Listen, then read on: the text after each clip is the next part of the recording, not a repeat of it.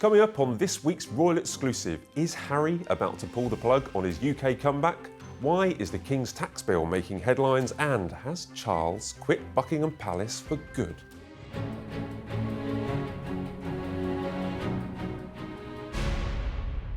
Welcome to this week's show, where Harry's plans to bring Meghan, Archie and Lilibet back to Britain are hanging by a thread after another security row. So is this Megxit all over again?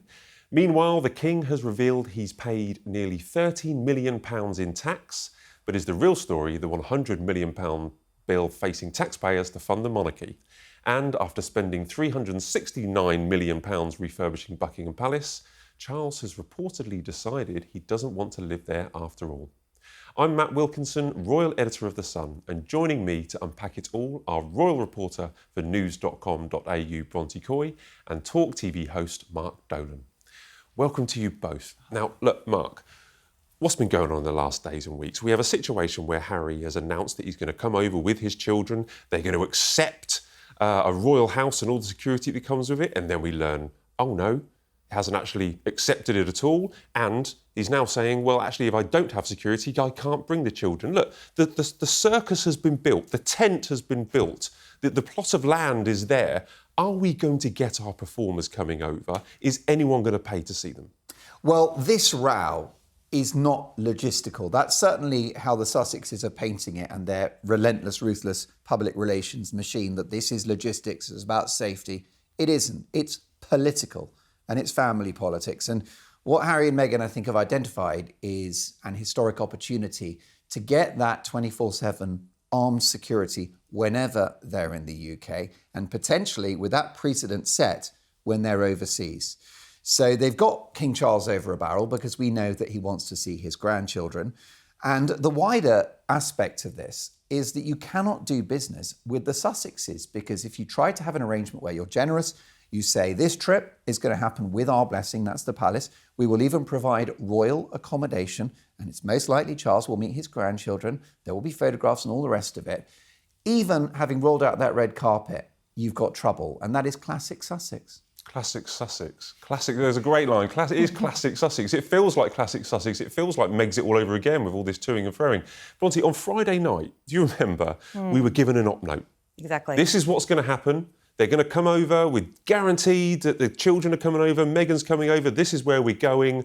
But they also said in that op note, oh, by the way, we don't actually have security yet. And then, within 24 hours or 48 hours, they suddenly changed their mind and said, oh, now it's all up in the air because, as we knew yesterday, we don't have security. Do you think they have ever had any intention to come along with the children, any intention to see this op note out, or is it just classic Sussex games? Well, here's the thing. You used the word circus before, and I think that is the perfect word for it. I was staggered by the turn of events that happened over the weekend. It is staggering to me that when there has clearly been this reputational rehab push in Britain, and everything was laid out a couple of weeks ago, and the plans were in place for them to come over here, and there was going to be all this big promotional blitz for the Invictus Games, and of course the reconciliation, which was obviously going to happen between the children and Charles.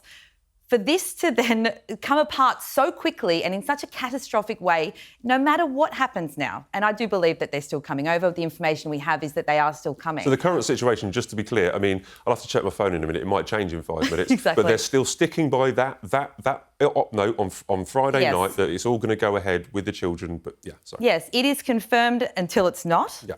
But with that said, it is already a disaster now. This is now the story. Right. No matter what happens, we're days away from their planned arrival, and it is now a disaster.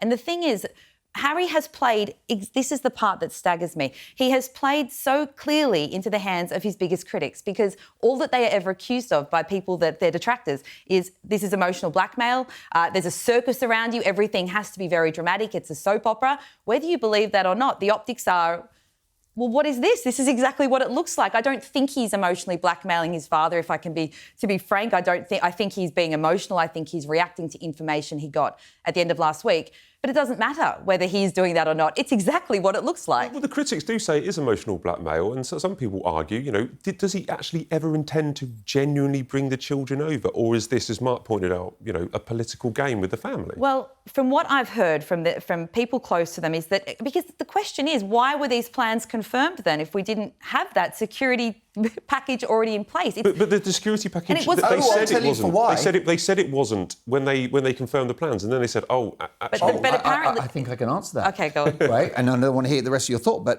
I just to answer that question about why would they say they're coming and then potentially not, that's a bear trap.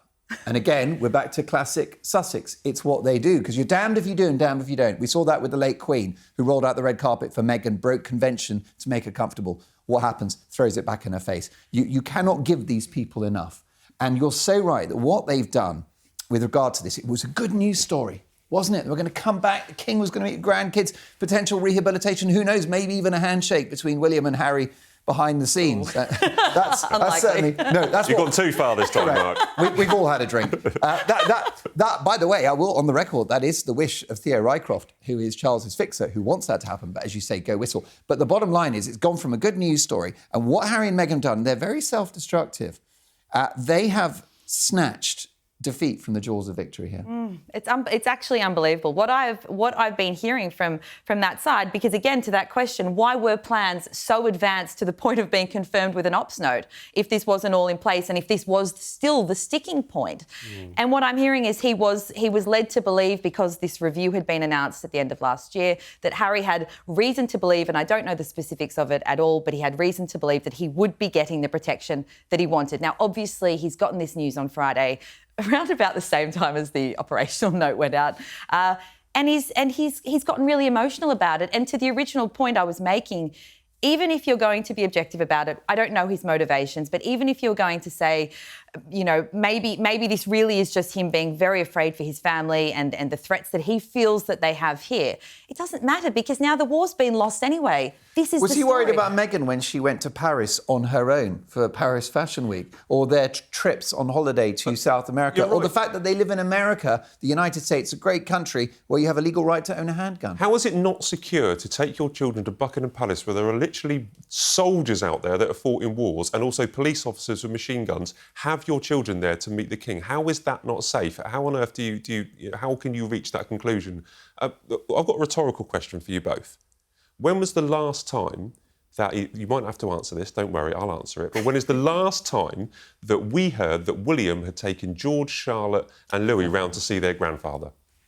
You don't, because it isn't a song and dance about it. We know nothing about those kids, It and can one happen. of them is It going can to be happen. king. And It's amazing how little we know about them, which demonstrates that it is possible for the royal family to have a private existence. William is proving it. You don't have to announce it. Correct. I do not understand, Bronte, why he has to announce that he's bringing the children over and tag it in with a bunch of engagements. He can just... We wouldn't care. We wouldn't notice if he flew in on a commercial jet or a private jet with his kids, went to Highgrove one weekend, see his dad and go off and go back to the US. No one would have noticed, no one would care. You've made it a big song and dance, and I just do not get what they're getting at. Well, I think it was probably a little bit, and this is pure speculation, but a temperature check. You know, it's a big story that they were all going to come over, and They obviously wanted the attention. Well, yeah, it's they're so divided. Well, Meghan and especially, but Harry and Meghan have been very divisive here in Britain, and I think that possibly having the story out, you know, was giving people a little bit of time to get used to it. And again, this is pure speculation on why. That's releasing bad news early. I don't know. It's like politicians releasing things on a Friday night. I think what they wanted to do is just say, this is exactly what we're doing to avoid the situation where people are debating it right up to the day, but that's backfired because then it fell apart. The children obviously would love Charles to see his two grandchildren. Sure. They probably don't have much memories of Charles because they were very young. It was Queen's Platinum Jubilee about 4 years ago, so they need new memories to meet. So we understand why the children would want to come over. We understand why Harry would want to bring them over. What's in it for Meghan? I think her brand, because she's in trouble professionally. She's less and less popular in the United States. Her personality, her personal ratings are dropping. And the problem is that the US is her home territory. It's really her main customer base, whether it's for her broadcast products or indeed the As Ever brand and the jam and the flower sprinkles and all the rest of it. So I think that Harry wants to come back to the UK because he misses his family, he misses his royal activities, and he misses England. You know, he misses the UK. And he wants his grandkids to spend time with their grandfather. And for Meghan, it's business. I believe that Meghan is pathologically transactional. And so I think this trip is strategic for her. And I think it's emotional and nostalgic for Harry, which I think is, by the way, a big tension within the marriage. I think that the two people want very different things in terms of the UK. I think Meghan sees a return to the UK as well as a chance to recalibrate those royal credentials, to go back to the royal well so she can be Duchess again, because that's fading in the US. And with the invitations to stay in the palace, which we still don't know whether that's been accepted. There's been a lot of confusion around this. But of course, having the optics of them, being driven in or driving out of the palace, that's back in the royal fold, very literally. It's the biggest coup. Yes, exactly. So no matter what her motivations, you cannot deny that is going to be a huge boost for them after all these years, those optics. If you remember, after Harry lost the High Court trial, just over a year ago now, we thought this whole security row was over. It's not. He said that it would be impossible to bring his wife and children without the security that he demands. If he was to fly out regardless, without any change in the security, is he therefore a hypocrite?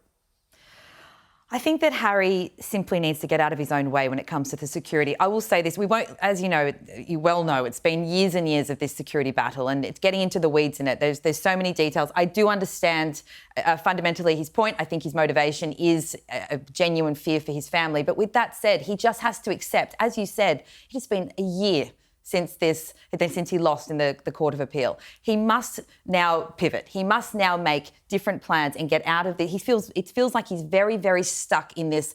It has to be the police protection or nothing at all. But why does he need armed police in the UK, like you say, but nowhere else, including Ukraine, which is, last time I checked, at war, and he's there every 10 minutes. And we know that the couple travel the world, without armed bodyguards. I think this has been a confusing point for everyone, myself included. I think what we're told is that for whatever information he's been given, he seems to think that Britain holds the greatest threat to his family. And I don't know where that information comes from. It's absolute nonsense. I mean, I can offer you some input. So I bumped into Ken Worf 2 days ago. Oh, lovely Ken, yeah. And he was Friend of the responsible. show, He's a great guy and, of course, was responsible for Diana's security for many years, her chief bodyguard. And he said that this is all nonsense. It's a lot of fuss and nonsense about nothing. He said that, first of all, there's a liaison. So Harry and Meghan will have their own private security, and there's the UK liaison. He said there's no way that the UK authorities or the King will allow Harry to come to harm when he's in the UK. Yeah. And he said to me, which is a theory that I've long fostered but didn't have foundation for, that it's about the blue lights and it's about the helicopters and the police outriders. It's the status that comes with the royal armed protection that Harry, dogged with the self-image of being the spare, wants to be the main man. Well, this is really fascinating because what also happened this week, I think, was on Monday when there was a kind of almost like an angry statement that I think came out from the Sussexes, and they referenced about Salman Rushdie and Taylor Swift. Taylor Swift was given blue light kind of escorts to her tour in the UK because there have been terror threats that were they had to cancel some of the tours in Austria. And also Salman Rushdie had a fatwa issued against him for about 30 years from the Ayatollah of Iran, and there was an assassination attempt on him recently. But they referenced the fact that how come Salman Rushdie and Taylor Swift get this protection and he doesn't?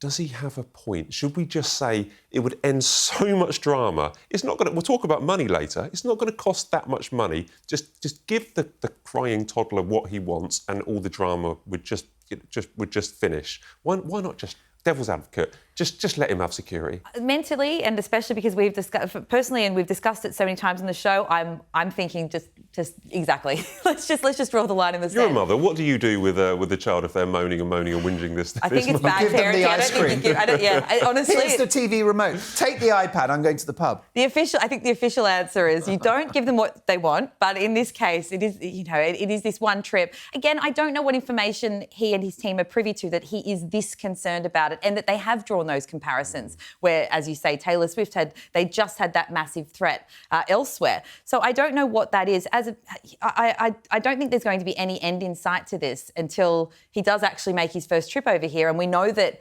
they're apparently working through other options for how that could look. Potentially they all come and stay in one of the palaces, let's say Buckingham Palace for example, and the children and Meghan can just stay behind those palace walls and obviously conduct their business from there. It's an interesting point. Before we move on, just on security, they are, I mean, it's a fact, it's interesting that we can say it, but they are currently in Europe, almost like a little holding pattern, and they can come in kind of when they want, depending on if they change their itinerary. You mentioned it earlier, Mark. How come they can stay as a family of 5 somewhere in Europe and they're not presumably not going to have armed police wherever they are? Why is that not an issue? No, that's right. And earlier in the year when Meghan was in Paris, which was another public relations dumpster fire, in my opinion, that's a city that's had a lot of social division, unfortunately, recent terror threats and terror attacks. So it doesn't make sense. And at the heart of this, I disagree with both of you. I don't think that we should fold for a quiet life, because that's what we did with the Sussexes when they were frontline serving royals. And what good did that do us? They still managed to portray themselves as victims, even though, as I've said, they enjoyed unprecedented positive media coverage and the figures like the Queen, essentially bending the rules to make them comfortable. It didn't work. And the other interesting thing, just before we move on, is a question of competence and coherent messaging. The Sussexes are very chaotic in their messaging. If you remember the Oprah interview, which was so controversial, there was the accusation of racism against an unnamed member of the royal family. Then there was the backlash and the uproar. They then backtracked and said, oh no, we meant unconscious bias. Similarly, they're saying they want the royal security and then maybe we can negotiate something. We're going to stay at a royal residence. Actually, we've not said yes yet. I think, bestow upon them too much sort of strategic nous. I think they're making it up as they go along, and I think they're not doing a very good job of it. I think there's very emotional reactions. I think we've seen that from Harry. I think it seems like Meghan must be of a similar mind, where it just feels very emotional all of the time. And I think they need to learn lessons from the past in that regard. I will say one thing for the context of this. I know that the fact that this review didn't happen, that was called for, I mean, this is sort of the point that's being emphasised now, because it's, they do travel to other places, etc. But it was said at the end of last year that this review was necessary. It was deemed by the people that decide these things. It was front page of the Sun, no less. Exactly. An exclusive front page of the Sun. That after 7 years, this was necessary. Now, for that to be deemed necessary and then to be put on hold indefinitely earlier this year, which is what we're hearing. Well, why was it put on hold then? And if it was necessary, then I suppose in his mind he's saying, if it's necessary, it's necessary. Why don't we have an answer? I mean, just also briefly, there is a concern. Our mutual friend Richard Eden at the Mail is pointing out that if you feed the monster like that and if you give them the armed royal protection, they'll seek it every time they're in the UK, and potentially then there's an argument that they get it overseas. There's no end to this. Give these people an inch, they'll take a mile. I just need to check, just if you excuse me, I just need to check the Sussex WhatsApp message just to see if there's any update. Don't, I'll get PTSD. By the way, can we all just... If you know, you know. An important disclaimer, critically important, which is that we do not want the Sussexes or their children to come to harm. Of course. Right? They are human beings, it's a family, and it's critically important that they remain safe, but there's more than one way to skin a cat. Of course, and I think a lot of people can relate to, I think Harry's very stuck on this, but I think people can relate to the fact that he is driven by fear. Through his life has had trauma in it, that it has obviously created this mindset for him, and I think there is empathy for that. And of course, he does want to keep his family safe, but this is all a mess. 100%. And we talked about circus earlier. We're going to have to wait till next week and see, see what Circus rolls into town. I've ordered a job lot of popcorn. Yeah, we'll be out. We'll come back next week, hopefully, and talk about what's going on. Let's move on, if we can. Mark, comedian, presenter, expert is a good way to describe you. But how much tax do you pay? Well, I pay about 40% of everything that I earn. Are you happy to talk about how much tax you pay? Of course! Because the King has revealed, and he's been under pressure for quite a long time, and William has also revealed the amount of tax that they paid. I think, look, forget the figures here, because I'm terrible with figures. So Charles's tax payable for 24-25 was 12.9 million, which was up from the previous year. He is, I think he's one of the top 100 taxpayers in the UK. We know that Charles is obviously a very, very rich man. Is it right for him to... I mean, how does it make you feel, the fact that Charles has revealed his tax? What's the reason behind it? Why do we need to know?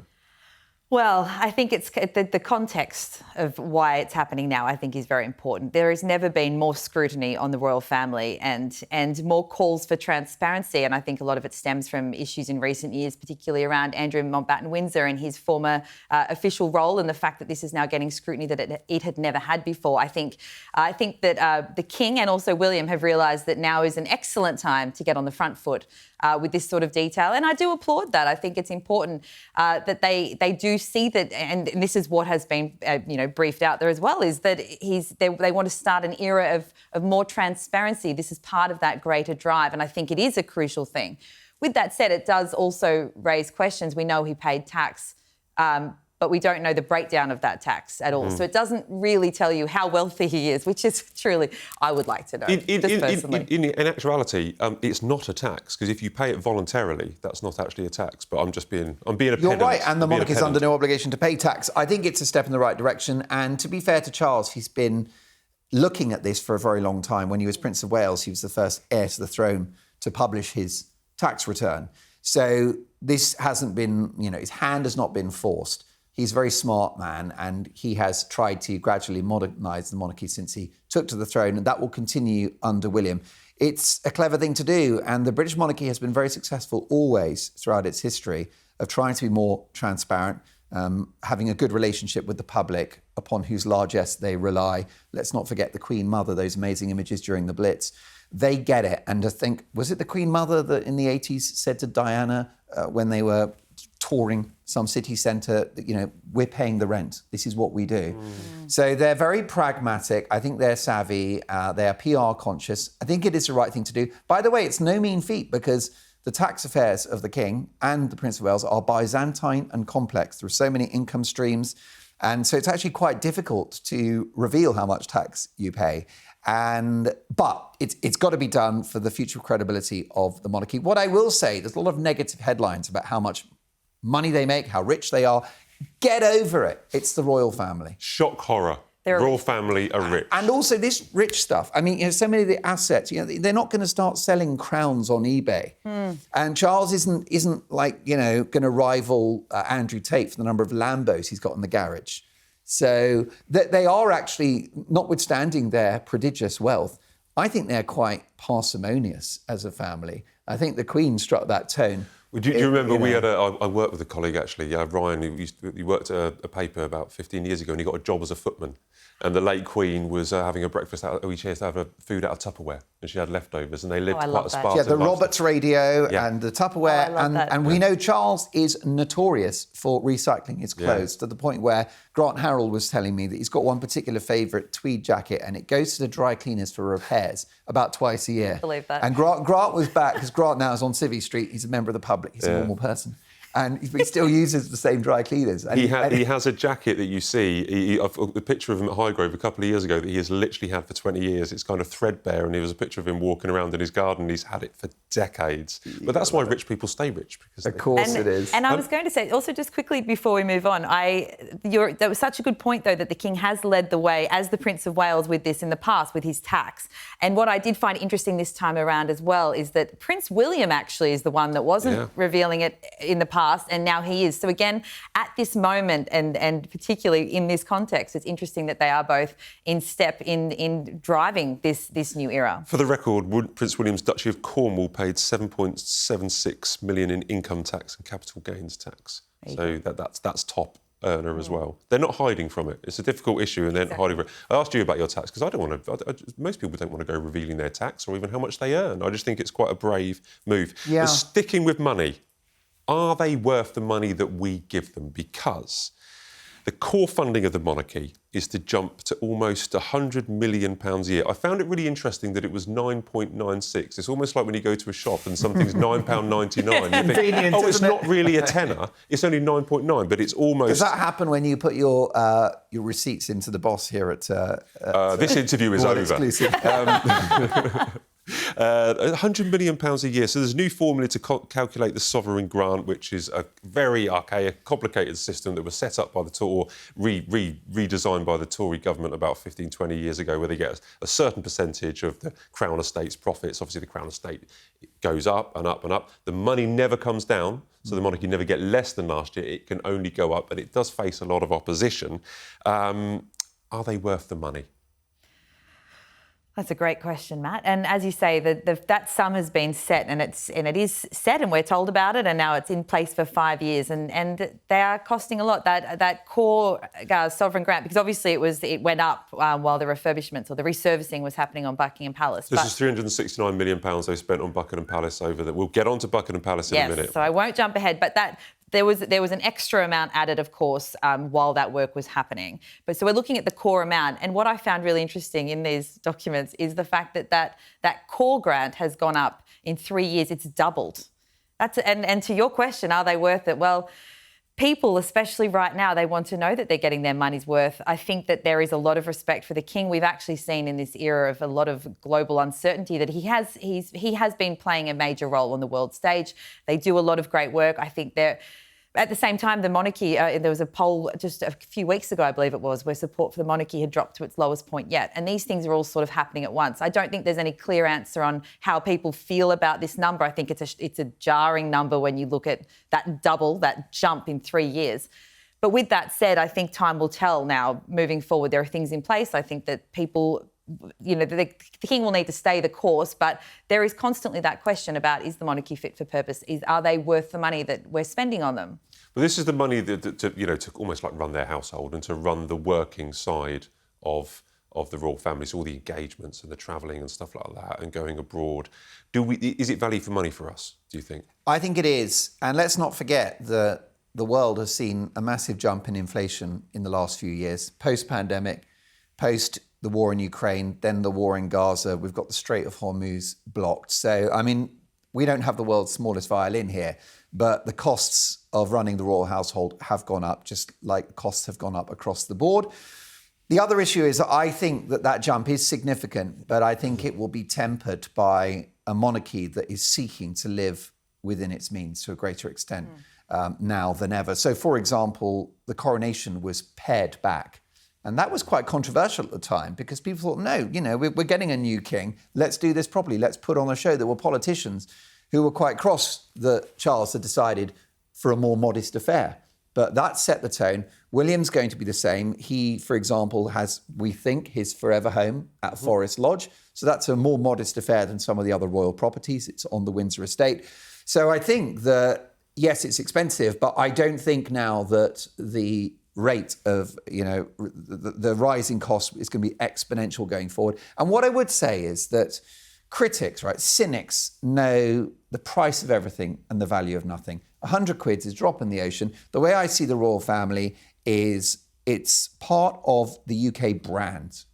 We know about the soft diplomatic power. We know that when the king goes to visit the United States, he's in the White House. He goes to France and Paris, he's in the Elysee Palace. That's not going to happen with a clapped out ex-politician who's called president. So I think they've got huge value. And the other thing that I would say, as well as all of that, is that you need, for branding now in this PR conscious world, you do need a face that represents the country.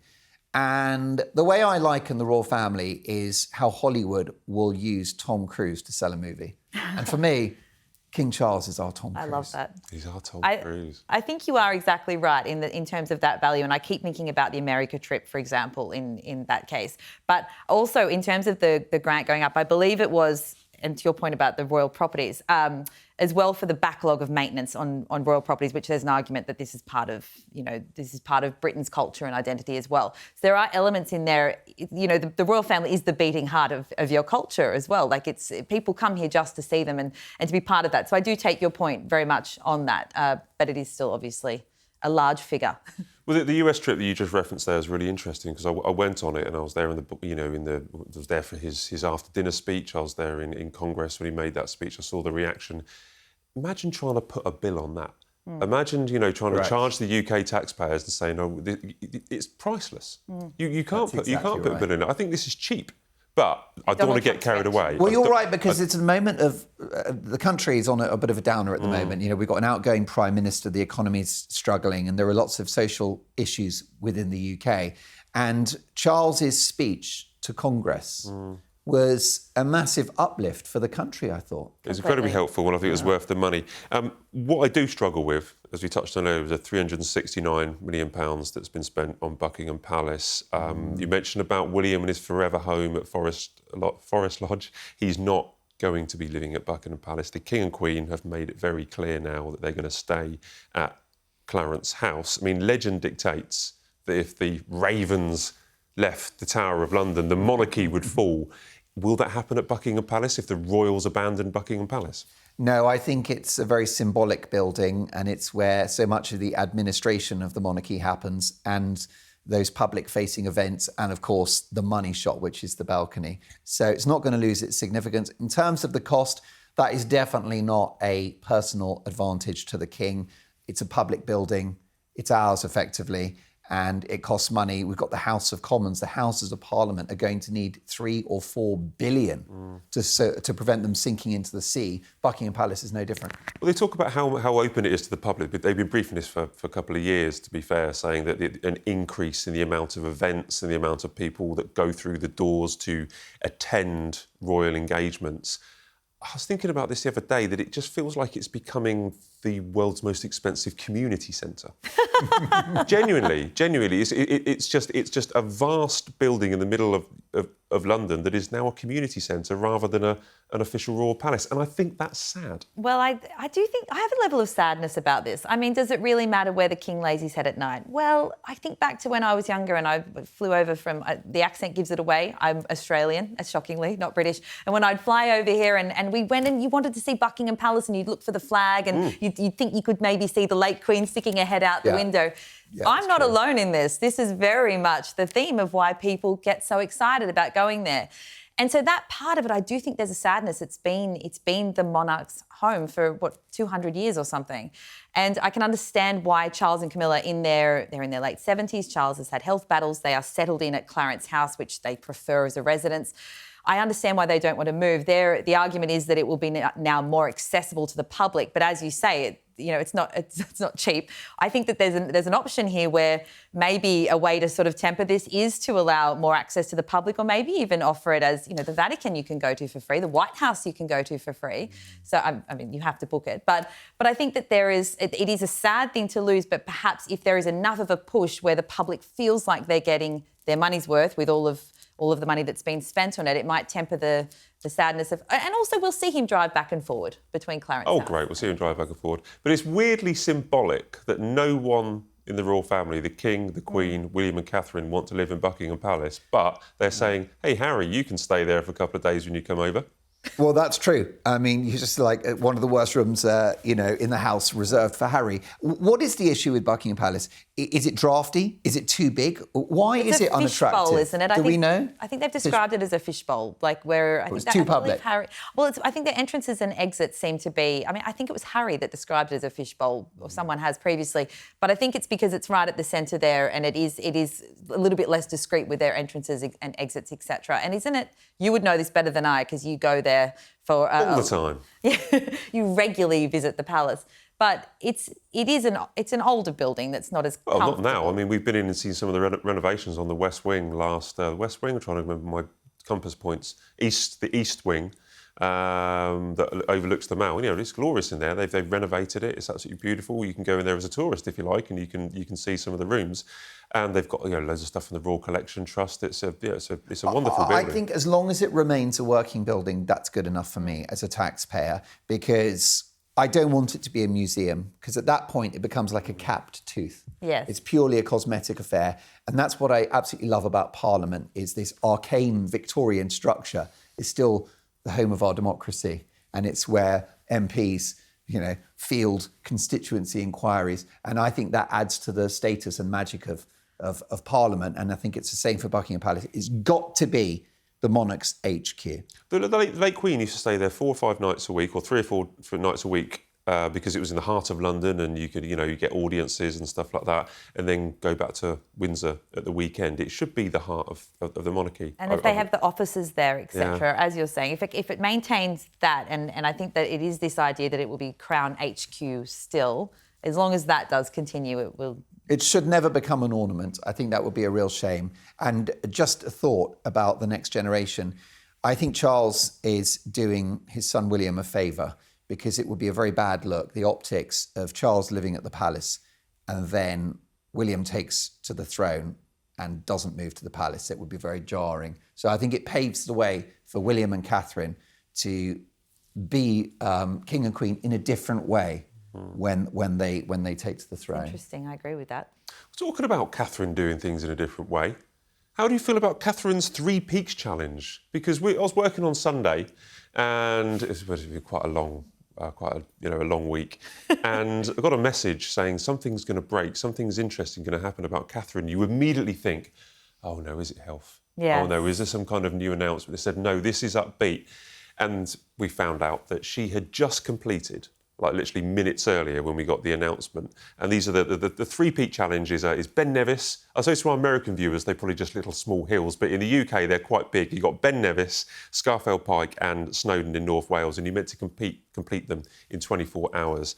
I thought that the photographs and the videos that came out since, where she met some of the other hikers, were absolutely wonderful. And the key thing on this is the message that she put out, where she told other cancer survivors, reiterating what she said when she announced she had cancer, is that, you are not alone. But she did this walk alone. I loved this story, and my phone worked that out because it was all over my algorithm on every single medium. But it was incredible to hear her speak that way. We don't often see her do that intimate selfie-style video where she really was just speaking from the heart. You could see it. She was sort of looking around as she spoke, and it was about, when she said that it was about, showing that there is life and meaning and purpose beyond the actual cancer battle itself, and showing that she could physically do it, but also to show people that they weren't alone, and to support, of course, the Royal Marsden Hospital. I thought that it was extraordinary. I think that it is another example of how she's harnessing her power in a really meaningful way, because that had incredible cut through. I found it deeply moving. Also, I learned, and sorry if this is common knowledge, but only about 40% of people that attempt to do this in the 24 hours succeed. Right. So, well done, Catherine. I thought it's an incredible physical feat. And she looked so happy in that photo, I thought, with a big beaming smile. So I thought it was this was a great story, but also you could tell how much it meant to her. How is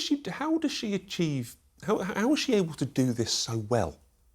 Because she just does it well. She does it right, Well, I think there's a few things to say. First of all, it's such good news to see her in great health. I mean, it demonstrates her remarkable physical comeback, because as she pointed out a year after the good news that she was in remission from cancer, she still said, she was on a hospital visit, and she said, look, the recovery is still a big job of work. And once you've got remission, it's not the finish line.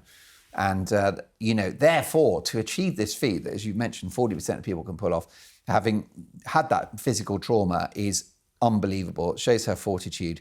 And it shows that, we mentioned earlier that, I think that William and Catherine are going to be a different kind of king and queen. And she's a different kind of Princess of Wales.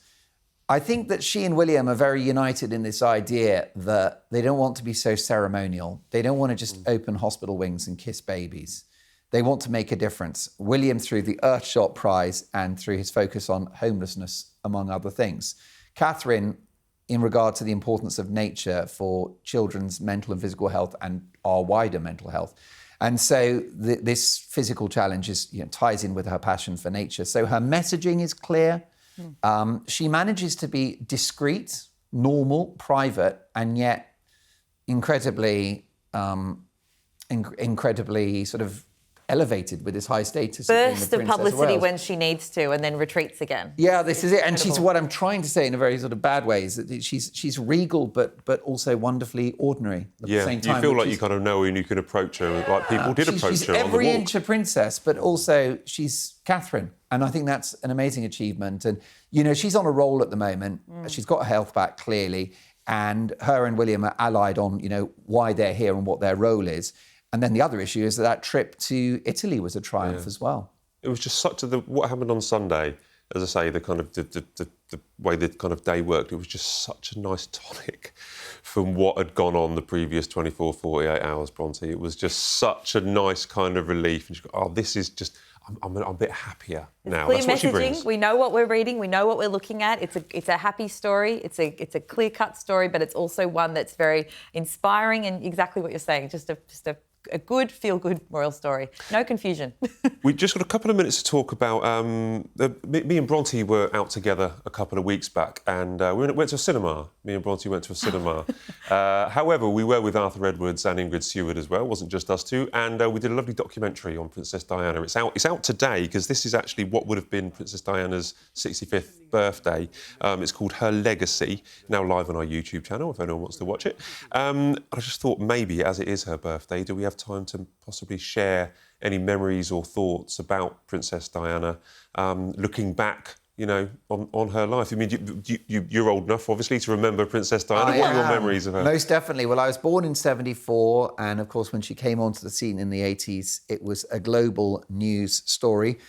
It's hard to say that she was the first global celebrity because we've had Marilyn Monroe and Elvis and others. But perhaps she was the first global royal celebrity, or perhaps she was the person that took the royals into the celebrity sphere.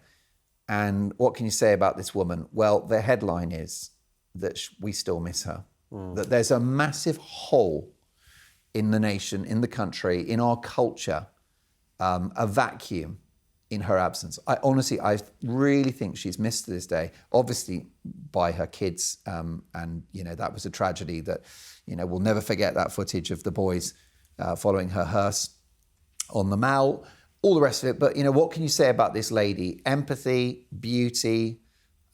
She had a great dry sense of humour. You know, it's so tragic when you think back to what happened, and she's never been replaced. Bronte, you did say a lot in our documentary. May I just firstly say, it was absolutely fascinating sitting there with Ingrid and Arthur and hearing their stories, because so many of these iconic photos that I've seen since I was really young, not to emphasise that too much, but these photos that we know so well, they knew about the stories and the moments behind them. Arthur took a lot of them. So it was lovely to sit there and have that chat.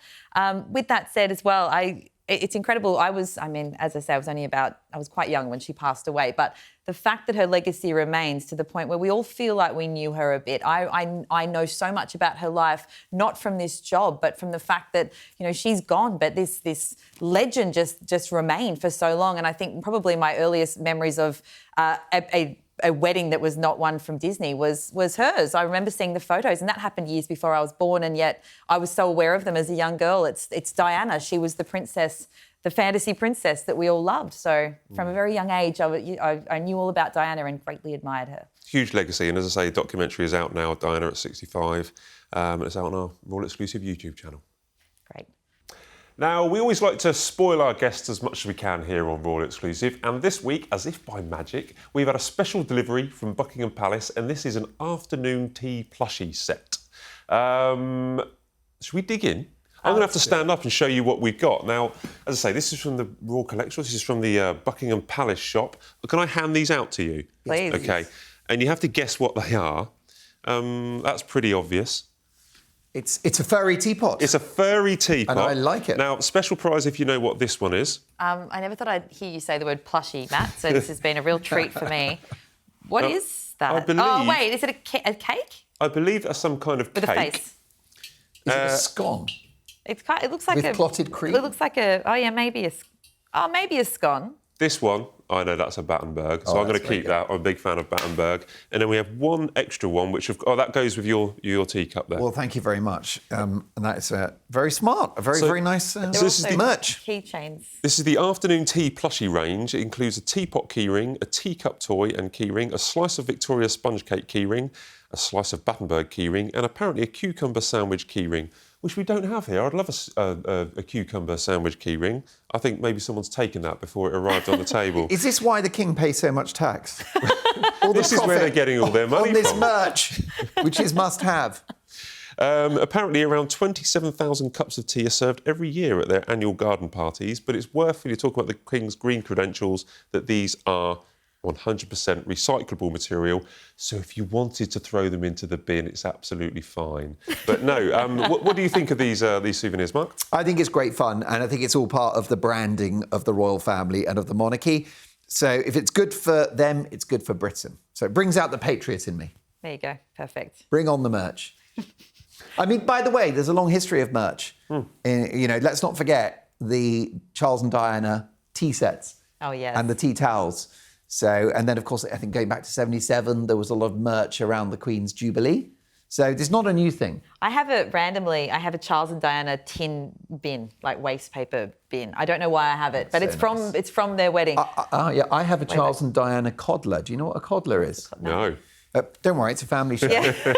Don't like that word. A coddler is a porcelain device with a screw-on metal lid, and you put a raw egg in there, and then sometimes a piece of ham or some cheese, and you boil it, and it cooks inside, and it's called a coddler. Oh, there you go. And I have a Charles and Diana coddler, and It's what they would have wanted. I think so. It's very dignified. What an appropriate way to honour them. Perfect. Absolutely perfect. Now, the income from purchases contributes to the care and conservation of the royal collection, by the way. So everything that I was talking about earlier, all the stuff that you see in the palace, all the wonderful paintings and everything that they've got there from the Royal Collection Trust comes from, well, hopefully us paying lots of money for this. Marvellous. Yeah. You can keep them. I don't think we have to return them. Thank you for the They're gift. key rings, so you can hang them on your key if you really want to. Based on the coddler and his enthusiasm, I have this amazing image of you going home this afternoon and your house just being, it's bunting, it's merch, it's wall-to-wall merch. Yeah. I want you to have the bedspread with, the king's face on it. This is what I hope that we see at your house. That's it. It's basically a shrine. It's not creepy Please. at all. Now, and for our viewers, if anyone else is so interested in all this merchandise as Mark is, you can buy them all from Royal Collection Trust in London, Windsor and Edinburgh, and I assume online as well. It's the future. It's the future. Right, we've just got time for our quick-fire questions. You can hold on to your plushies or put them down. It's up to you. Hold it for luck. So, first question. With the royals no longer living at Buckingham Palace, what should it be turned into? Well, the UK at the moment has a scarcity of prison places. We know that antisocial behaviour is out of control. Burglary is effectively a decriminalised activity. So why don't we stick the terrible criminals in Buckingham Palace? There's been a few ne'er-do-wells in the palace over the years. Good security as well. The security, you keep those guys out. And what I would do, people would say to me, well, it's far too luxurious for these criminals. They're bad people. Not a problem, because on the flat screen TVs, they can only have the Netflix series We'd Love Meghan. So if they're looking for a bit of entertainment, they've got to have flower sprinkles and lavender towels. Good luck with that. They will not reoffend. It's like a modern day Tower of London, what its purpose was back in the day. There's history here with that. So, okay. Yeah, and also what you could do, sort of tannoys are supposed to be intimidating in a prison. So what they could do is play the audiobook of Spare with Harry moaning about his terrible life. I'm already getting a migraine thinking about it. Bronte? Mine's slightly lighter than that. I was at a concert at Alexandra Palace last year, and I thought that big courtyard of Buckingham Palace, you could do, the acoustics would be great. It would be a concert venue somewhere for... It's a great put idea. on shows at night. And what an amazing backdrop as the sun's going down. Do you know, just a sudden thought, if they're going to turn it into, it is like a very famous kind of tourist destination. Do you know what always happens when you go on like a city break and you find like a leaflet or something like that advising you of things to do on your city break? They always say escape room. That's like the most popular thing now. They should turn that into like the world's biggest escape room. I actually love that. It ties into your prison idea, but It's not. I mean, it would. In all seriousness, it would be surely the greatest hotel on the planet. Oh, yes. Yeah. If That would make money. If the folk at Hilton were to get involved, or Marriott. However, they'd have to, every now and again, Harry and his family would be offered a room in one of the wings to stay. We'd have to contend with that. We've gone full circle. Question number 2. After Catherine, we have to call her Catherine on the show. If I call her Kate, I get so much trouble. So after Catherine completed 3 peaks in 24 hours, what extreme sports challenge should she take on next? Have you ever heard of, I've not done it, but Tough Mudder? And I'm not incorrectly pronouncing that. Is that well known here? I think they have them here. They definitely have them in Australia. So when you have that insane obstacle course and you're covered in mud, as the name suggests, I feel like after she has nailed the 3 Peaks challenge, I think that Tough Mudder would be next for her. 15 kilometres, I think she'd smash it. There are some quite nice hills around Montecito. So I think what would be nice is a role reversal and to see Catherine trolling Meghan for a change. And the Duchess of Sussex can lie awake at night worrying about the fact that Catherine is in the neighbourhood, reminding her that she'll never be queen. Imagine the selfie video from Catherine outside that, yes. In fact, maybe Catherine could pop round to their mansion for one of those lovely cocktails that Meghan's so famous for after her hike. Mark, you're being naughty today. You really are. So much We wound trouble. you up and you're just gone. We're coming towards the end of the show. And finally, inspired by these royal plushy soft toys, which royal do you think gives the best cuddles? Well, it's a tricky one, isn't it? Andrew Mountbatten Windsor's got a lot of... he's got a lot of soft toys on his bed, hasn't he? He does, actually, yeah. So I wonder, in order to fill the coffers of the Crown estate, why don't they dry clean those a couple of times and put them on eBay, make some money? Who is the best cuddler? I would say Anne.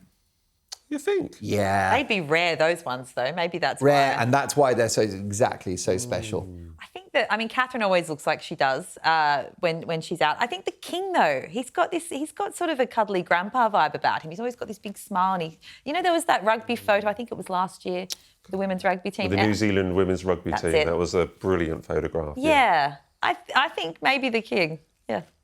When you started that Andrew sentence, that could have gone anywhere. I really didn't. Yeah, I was nervous. No one wants a hug from Big Andy. I felt very nervous. In so much, I desperately want to move on and finish the show because I don't want to get into Andrew giving cuddles. But that's wonderful. Thanks, guys. I'd really got a lot of good fun. We went through some serious issues and we got to the bottom of some things. And then going back to the start of the show, we are now obviously looking forward to, or not looking forward to, with trepidation to next week. So get back to our serious heads on after a lot of fun and wait and see what happens when Harry, Meghan and the children, hopefully, potentially, maybe, do turn up. But thanks so much, guys. Had a wonderful week. Thank you. Right, that's all we have time for on this week's Royal Exclusive. Thanks to my guests, Bronte and Mark, and thanks to you for watching. And as always, remember to comment as well as subscribe to us here on our Royal Exclusive YouTube channel for the latest royal news. We'll see you next week.